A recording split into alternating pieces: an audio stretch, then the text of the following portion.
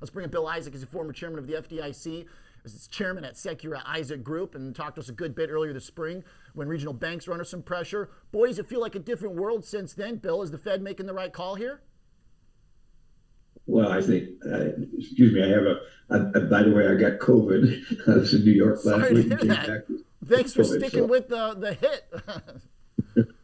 So pardon my voice, but I think that the Fed has had a really tough go, and I have to give Jay Powell a lot of credit for being willing to take on this inflationary stuff and that we're dealing with, and he was very brave because nobody had wanted to do it for a long time. Monetary policy and fiscal policy have been out of control for the past 20 years, and he stepped up and decided he was going to do something about it because I care a lot about that because I went through the 1980s as chairman of the FDIC when Paul Volcker was chairman of the Fed, and we had rapid inflation, way too high, and the economy was we were running huge deficits.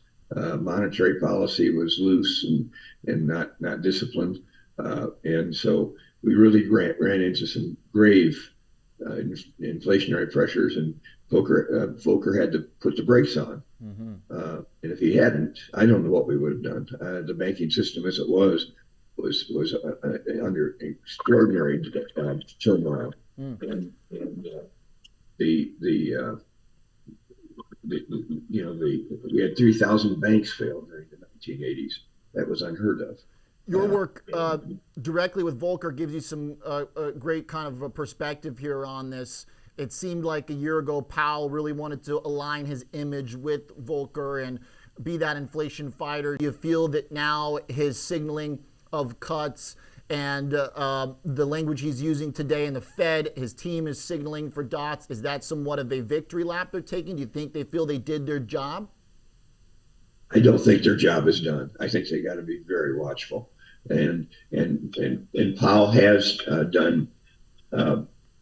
Pardon me, I just keep on getting these calls. But I think that Powell has done his job well. He showed a lot of courage. When Volcker came in, inflation was out of control, fiscal policy was out of control, monetary policy was out of control, and Carter told him, do everything you have to do to break inflation's back. Whatever it takes, do it, and I'll support you. And then when Reagan came in a couple of years later, he endorsed that view, as did the Secretary of the Treasury, Don Regan. And so I think that Volcker had a real mandate to step up and do what he did. He raised the prime rate to 21.5% during his tenure, and nobody's ever done that before or since. And so I'm a great fan of Volker's. So unfortunately, he's gone from us now, and it took a lot of courage for Powell to do what he did. And it was minor, actually. We were all talking about how high rates are.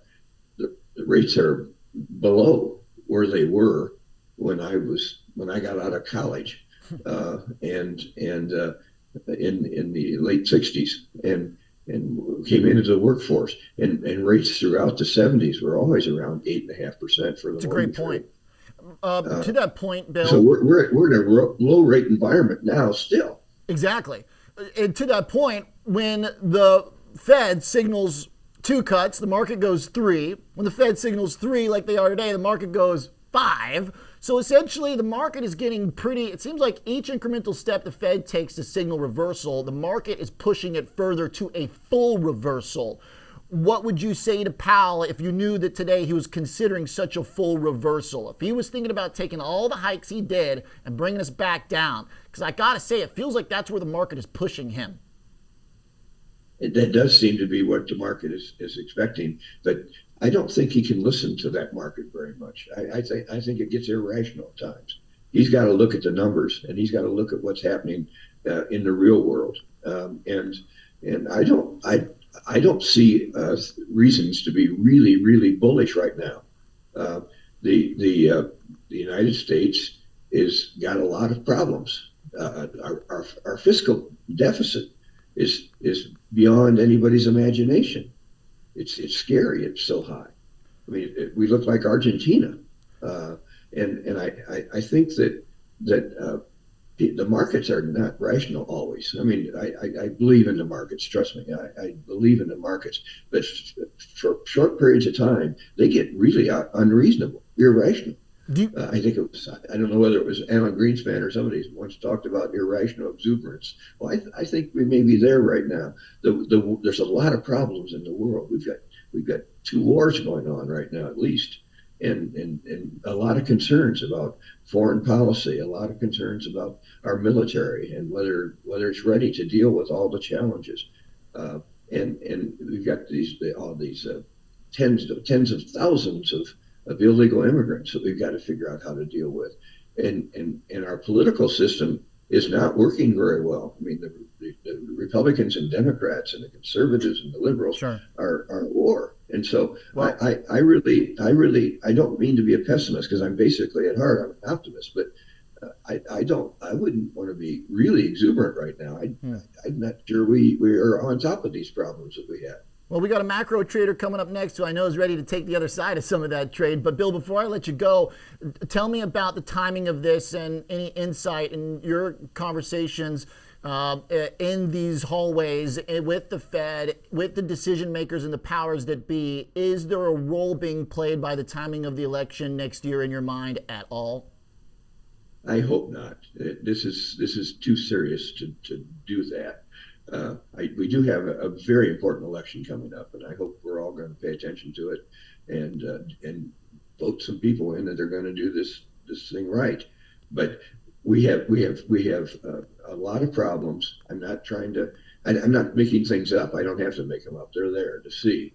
And so I think that this is a time for us to all be together and trying to work together to solve these problems. The Republicans have got to stop fighting the Democrats, and the Democrats stop fighting the Republicans for a while. And let's see if we can come together and deal with these very serious issues that the country has. Sure. I came out of college I was in college in the 60s.